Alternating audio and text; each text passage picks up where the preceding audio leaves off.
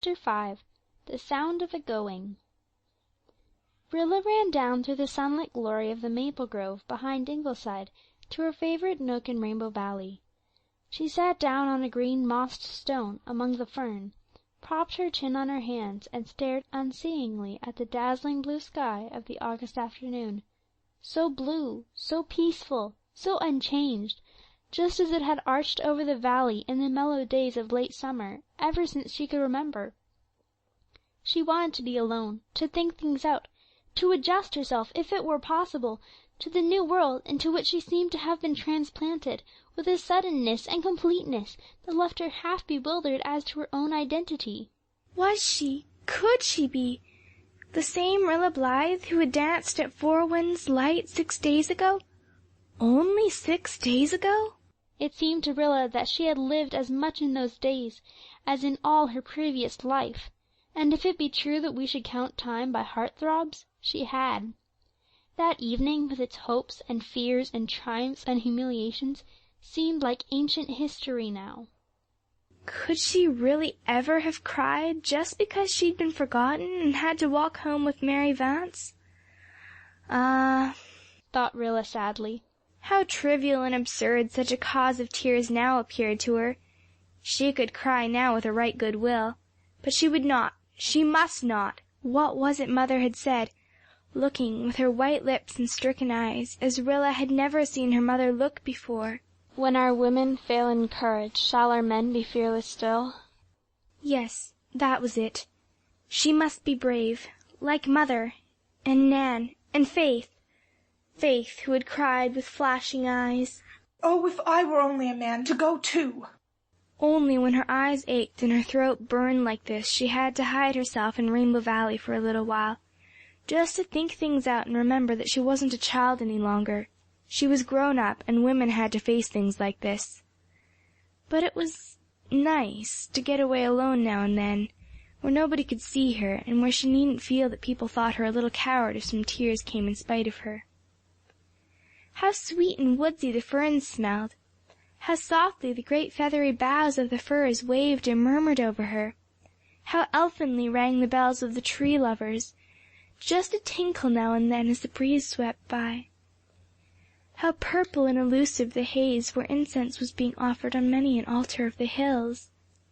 How the maple leaves whitened in the wind until the grove seemed covered with pale, silvery blossoms! Everything was just the same as she'd seen it hundreds of times, and yet the whole face of the world seemed changed. How wicked I was to wish that something dramatic would happen, she thought. Oh, if we could only have those dear, monotonous, pleasant days back again, I would never, never grumble about them again. Rilla's world had tumbled to pieces the very day after the party. As they lingered around the dinner table at Ingleside, talking of the war, the telephone had rung. It was a long-distance call from Charlottetown for Jem. When he had finished talking, he hung up the receiver and turned around, with a flushed face and glowing eyes. Before he had said a word, his mother and Nan and Di had turned pale. As for Rilla, for the first time in her life, she felt that everyone must hear her heart beating, and that something had clutched at her throat. "They are calling for volunteers in town, Father," said Jem. "Scores have joined up already. I'm going in tonight to enlist." "Oh, little Jem!" cried Mrs. Blythe brokenly. She had not called him that for many years, not since the day he had rebelled against it. "Oh, no, no, little Jem!" "I must, Mother. I'm right, am I not, Father?" said Jem. Dr. Blythe had risen. He was very pale too, and his voice was husky, but he did not hesitate. "Yes, Jem, yes. If you feel that way, yes." Mrs. Blythe covered her face. Walter stared moodily at his plate. Nan and Di clasped each other's hands. Shirley tried to look unconcerned. Susan sat as if paralyzed, her piece of pie half eaten on her plate. Susan never did finish that piece of pie, a fact which bore eloquent testimony to the upheaval of her inner woman, for Susan considered it a cardinal offence against civilized society to begin to eat anything and not finish it. That was wilful waste, hens to the contrary notwithstanding. Jem turned to the phone again. "I must ring the manse. Jerry will want to go too." At this Nan had cried out, "Oh, as if a knife had been thrust into her, and rushed from the room. Di followed her. Rilla turned to Walter for comfort, but Walter was lost to her in some reverie she could not share. All right. Jem was saying, as coolly as if he were arranging the details of a picnic. I thought you would, yes. Tonight, the 7 o'clock. Meet me at the station. So long. Mrs. Doctor, dear, said Susan. I wish you would wake me up. Am I dreaming, or am I awake? Does that blessed boy realize what he is saying? Does he mean that he is going to enlist as a soldier? You do not mean to tell me that they want children like him? It is an outrage. Surely you and the doctor will not permit it. We can't stop him, said Mrs. Blythe chokingly. Oh, Gilbert! Dr. Blythe came up behind his wife and took her hand gently, looking down into the sweet grey eyes that he had only once before seen filled with such imploring anguish as now. They both thought of that other time, the day years ago in the House of Dreams when little Joyce had died.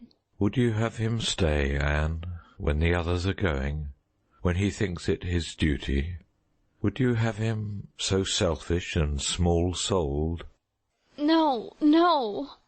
But, oh, our firstborn son, he's only a lad. Gilbert, I'll try to be brave after a while. Just now I can't. It's all come so suddenly. Give me time. The doctor and his wife went out of the room. Jem had gone. Walter had gone. Shirley got up to go. Rilla and Susan remained staring at each other across the deserted table. Rilla had not yet cried. She was too stunned for tears. Then she saw that Susan was crying. Susan, whom she had never seen shed a tear before. "Oh, Susan, will he really go?" she asked. It is just ridiculous. That is what it is, said Susan. She wiped away her tears, gulped resolutely, and got up. I am going to wash the dishes. That has to be done, even if everybody has gone crazy. There now, dearie, do not you cry. Jem will go, most likely, but the war will be over long before he gets anywhere near it. Let us take a brace and not worry your poor mother. In the Enterprise today it was reported that Lord Kitchener says the war will last 3 years, said Rilla dubiously. I am not acquainted with Lord Kitchener, said Susan composedly, but I dare say he makes mistakes as often as other people. Your father says it will be over in a few months, and I have as much faith in his opinion as I have in Lord Anybody's. So just let us be calm and trust in the Almighty, and get this place tidied up. I am done with crying, which is a waste of time and discourages everybody. Jem and Jerry went to Charlottetown that night, and 2 days later they came back in khaki. The Glen hummed with excitement over it. Life at Ingleside had suddenly become a tense, strained, thrilling thing. Mrs. Blythe and Nan were brave and smiling and wonderful. Already Mrs. Blythe and Miss Cornelia were organizing a Red Cross. The doctor and Mr. Meredith were rounding up the men for a patriotic society. Rilla, after the first shock, reacted to the romance of it all, in spite of her heartache. Jem certainly looked magnificent in his uniform. It was splendid to think of the lads of Canada answering so speedily and fearlessly and uncalculatingly to the call of their country. Rilla carried her head high among the girls whose brothers had not so responded.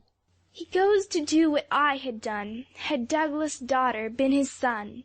And was sure she meant it. If she were a boy, of course she would go too. She hadn't the least doubt of that. She wondered if it was very dreadful of her to feel glad that Walter hadn't got strong as soon as they'd wished after the fever.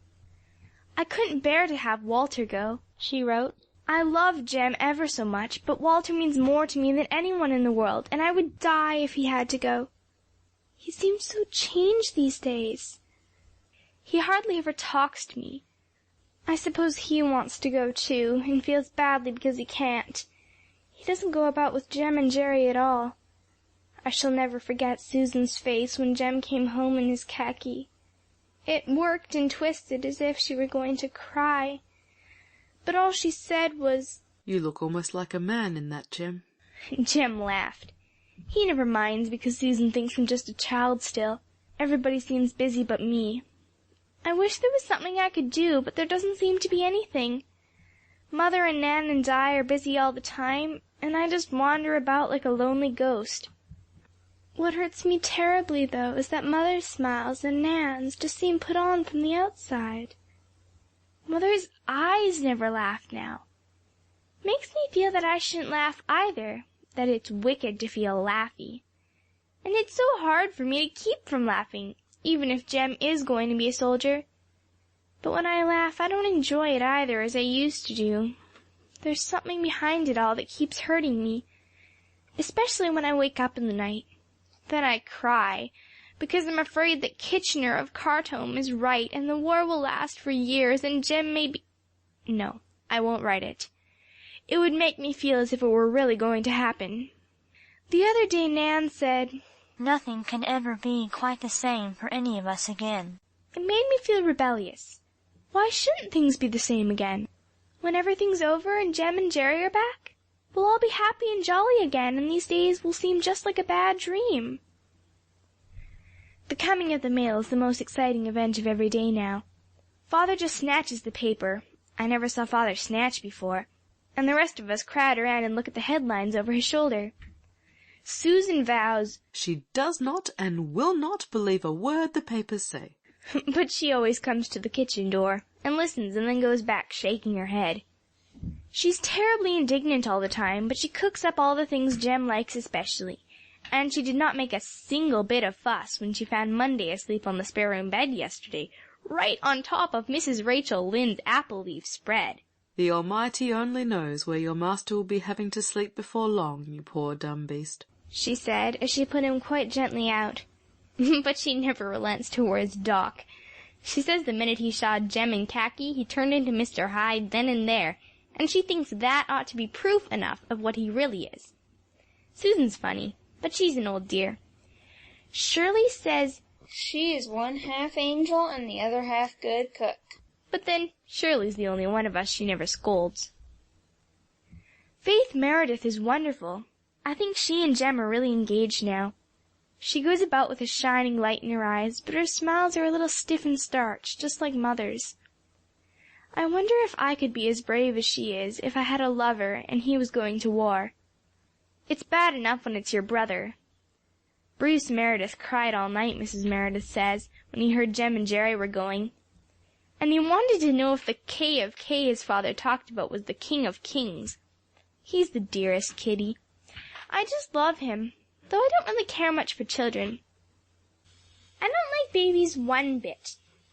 Though when I say so, people look at me as if I had said something perfectly shocking. Well, I don't, and I've got to be honest about it. I don't mind looking at a nice clean baby if somebody else holds it, but I wouldn't touch it for anything, and I don't feel a single real spark of interest in it. Gertrude Oliver says she just feels the same. She is the most honest person I know. She never pretends anything. She says babies bore her until they are old enough to talk, and then she likes them, but still a good ways off. Mother and Nan and Di all adore babies and seem to think I'm unnatural because I don't. I haven't seen Kenneth since the night of the party. He was here one evening after Jem came back, but I happened to be away. I don't think he mentioned me at all. At least, nobody told me he did, and I was determined I wouldn't ask. But I don't care in the least. All that matters, absolutely nothing to me now. The only thing that does matter is that Jem has volunteered for active service and will be going to Valcartier in a few more days. My big, splendid brother Jem. Oh, I'm so proud of him. I suppose Kenneth would enlist too if it weren't for his ankle. I think that's quite providential.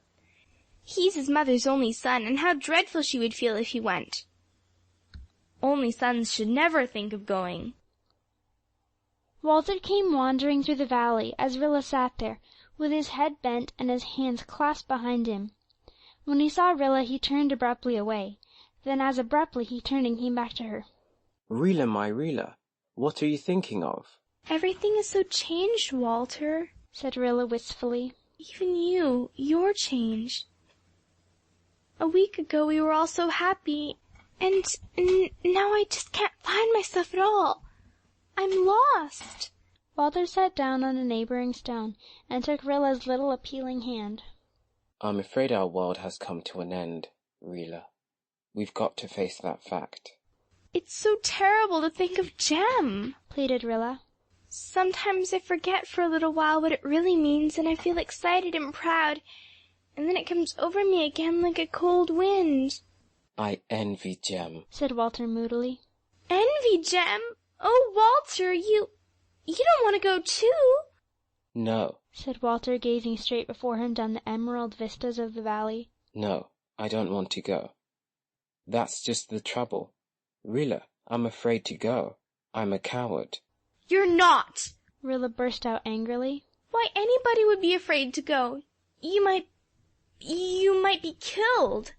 I wouldn't mind that if it didn't hurt, muttered Walter. I don't think I'm afraid of death itself. It's of the pain that might come before death. It wouldn't be so bad to die and have it over, but to keep on dying. Rilla, I've always been afraid of pain. You know that. I can't help it. I shudder when I think of the possibility of being mangled or blinded. Rilla, I cannot face that thought.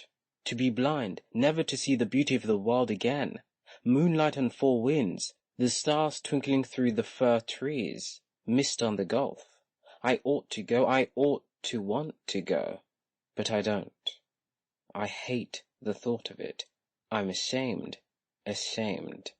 But Walter, you couldn't go anyhow, said Rilla piteously. She was sick with a new terror that Walter would go after all. You're not strong enough. I am. I felt as fit as I ever did this last month. I'd pass any examination. I know it. Everybody thinks I'm not strong yet, and I'm skulking behind that belief. I should have been a girl. Walter concluded in a burst of passionate bitterness. Even if you weren't strong enough, you oughtn't to go, sobbed Rilla. What would Mother do? She's breaking her heart over Jem. It would kill her to see you both go. Oh, I'm not going. Don't worry. I tell you I'm afraid to go. Afraid. I don't mince the matter to myself. It's a relief to own up even to you, Rilla.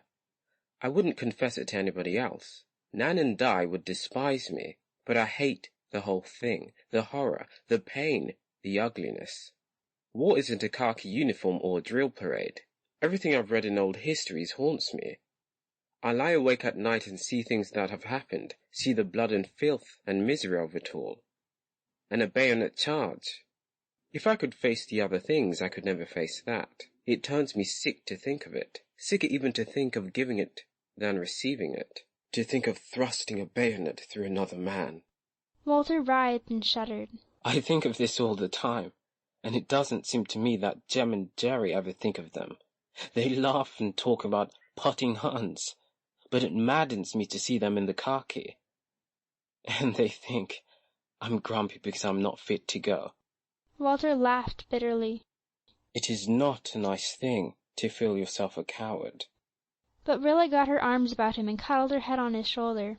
She was so glad he didn't want to go. For just 1 minute she'd been horribly frightened. And it was so nice to have Walter confiding his troubles to her, not Di. She didn't feel so lonely and superfluous any longer. Don't you despise me, Rilla my Rilla? Said Walter wistfully. Somehow it hurt him to think Rilla might despise him, hurt him as much as if it had been Di. He realized suddenly how very fond he was of this adoring kid sister, with her appealing eyes and troubled, girlish face. No, I don't.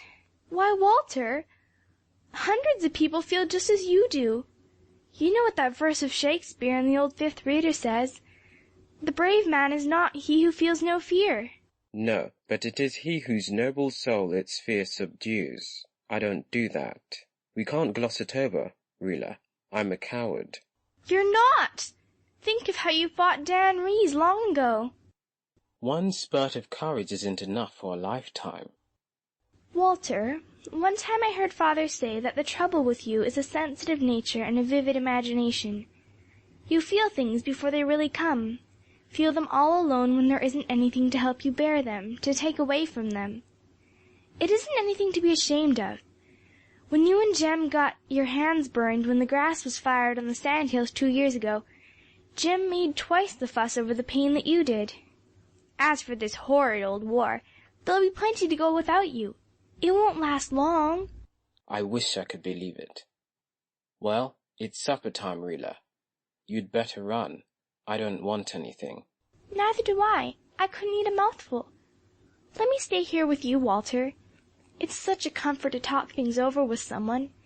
The rest all think that I'm too much of a baby to understand." So they two sat there in the old valley until the evening star shone through a pale grey, gauzy cloud over the maple grove, and a fragrant, dewy darkness filled their little sylvan dell.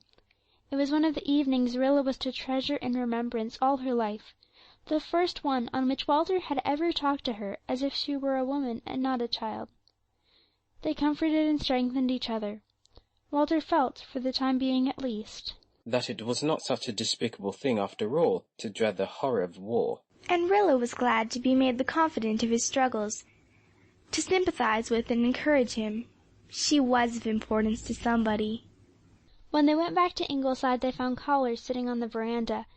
Mr. and Mrs. Meredith had come over from the manse, and Mr. and Mrs. Norman Douglas had come up from the farm. Cousin Sophia was there also, sitting with Susan in the shadowy background. Mrs. Blythe and Nan and Di were away, but Dr. Blythe was home, and so was Dr. Jekyll, sitting in golden majesty on the top step. And of course they were all talking of the war, except Dr. Jekyll, who kept his own counsel and looked contempt as only a cat can. When two people foregathered in those days they talked of the war, and old Highland Sandy of the Harbour Head talked of it when he was alone and hurled anathemas at the Kaiser across all the acres of his farm. Walter slipped away, not caring to see or be seen, but Rilla sat down on the steps where the garden mint was dewy and pungent. It was a very calm evening, with a dim golden afterlight irradiating the glen. She felt happier than at any time in the dreadful week that had passed. She was no longer haunted by the fear that Walter would go. "I'd go myself if I was 20 years younger," Norman Douglas was shouting. Norman always shouted when he was excited. "I'd show the Kaiser a thing or two. Did I ever say there wasn't a hell? Of course there's a hell. Dozens of hells, hundreds of hells, where the Kaiser and all his brood are bound for." "I knew this war was coming," said Mrs. Norman triumphantly. "I saw it coming right along. I could have told all those stupid Englishmen what was ahead of them. I told you, John Meredith, years ago what the Kaiser was up to, but you wouldn't believe it. You said he would never plunge the world in war. Who was right about the Kaiser, John? You or I? Tell me that." "You were, I admit," said Mr. Meredith. "It's too late to admit it now," said Mrs. Norman, shaking her head, as if to intimate that if John Meredith had admitted it sooner, there might have been no war. "Thank God England's navy is ready," said the doctor. "Amen to that," nodded Mrs. Norman. "But blind as most of them were, somebody had foresight enough to see to that." "Maybe England will manage not to get into trouble over it," said Cousin Sophia plaintively. "I don't know, but I'm much afraid." "One would suppose that England was in trouble over it already, up to her neck, Sophia Crawford," said Susan. "But your ways of thinking are beyond me, and always were. It is my opinion that the British Navy will settle Germany in a jiffy, and that we are getting all worked up over nothing." Susan spat out the words as if she wanted to convince herself more than anybody else. She had her little store of homely philosophies to guide her through life, but she had nothing to buckler her against the thunderbolts of the week that had just passed. What had an honest, hard-working Presbyterian old maid of Glen St. Mary to do with a war thousands of miles away? Susan felt that it was indecent that she should have to be disturbed by it. "The British Army will settle Germany," shouted Norman. "Just wait till it gets into line, and the Kaiser will find that real war is a different thing from parading around Berlin with your mustaches cocked up." "Britain hasn't got an army," said Mrs. Norman emphatically. "You needn't glare at me, Norman. Glaring won't make soldiers out of Timothy stalks. 100,000 men will just be a mouthful for Germany's millions." "There'll be some tough chewing in the mouthful, I reckon," persisted Norman valiantly. "Germany'll break her teeth on it. Don't you tell me one Britisher isn't a match for 10 foreigners. I could polish off a dozen of 'em myself with both hands tied behind my back." "I am told," said Susan, "that old Mr. Pryor does not believe in this war.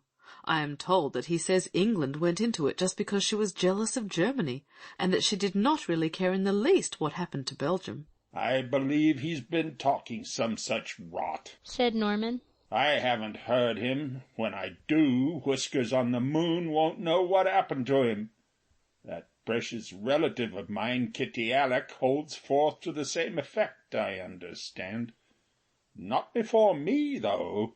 Somehow folks don't indulge in that kind of conversation in my presence. Lord love you, they've a kind of presentiment, so to speak, that it wouldn't be healthy for their complaint. I am much afraid that this war has been sent as a punishment for our sins, said Cousin Sophia, unclasping her pale hands from her lap and reclasping them solemnly over her stomach. The world is very evil. The times are waxing late.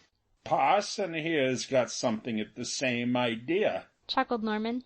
Haven't you, Parson? That's why you preached t'other night on the text, without shedding of blood there's no remission of sin. I didn't agree with you. Wanted to get up in the pew and shout out that there wasn't a word of sense in what you were saying. But Ellen here, she held me down. I never have any fun sassing parsons since I got married. Without shedding of blood there is no anything, said Mr. Meredith in the gentle, dreamy way which had an unexpected trick of convincing his hearers. Everything, it seems to me, has to be purchased by self-sacrifice. Our race has marked every step of its painful ascent with blood, and now torrents of it must flow again. No, Mrs. Crawford, I don't think the war has been sent as a punishment for sin. I think it is the price humanity must pay for some blessing, some advance great enough to be worth the price, which we may not live to see, but which our children's children will inherit. Jerry is killed, will you feel so fine about it? Demanded Norman, who had been saying things like that all his life, and never could be made to see any reason why he shouldn't. Now, never mind kicking me in the shins, Ellen. I want to see if Parson meant what he said, or if it was just a pulpit frill. Mr. Meredith's face quivered. He had a terrible hour alone in his study on the night Jem and Jerry had gone to town. But he answered quietly, Whatever I felt, it could not alter my belief, my assurance that a country whose sons are ready to lay down their lives in her defense will win a new vision because of their sacrifice. You do mean it, Parson. I can always tell when people mean what they say. It's a gift that was born in me. Makes me a terror to most parsons, that. But I've never caught you yet saying anything you didn't mean. I'm always hoping I will. That's what reconciles me to going to church. It'd be such a comfort to me, such a weapon to batter Ellen here with when she tries to civilize me. Well, I'm off over the road to see Ab Crawford a minute. The gods be good to you all. The old pagan, muttered Susan, as Norman stirred away. She did not care if Ellen Douglas did hear her. Susan could never understand why fire did not descend from heaven upon Norman Douglas when he insulted ministers the way he did. But the astonishing thing was, Mr. Meredith seemed really to like his brother-in-law. Rilla wished they would talk of something besides war. She'd heard nothing else for a week, and she was really a little tired of it. Now that she was relieved from her haunting fear that Walter would want to go, it made her quite impatient. But she supposed, with a sigh, that there would be 3 or 4 months of it yet. End of chapter 5.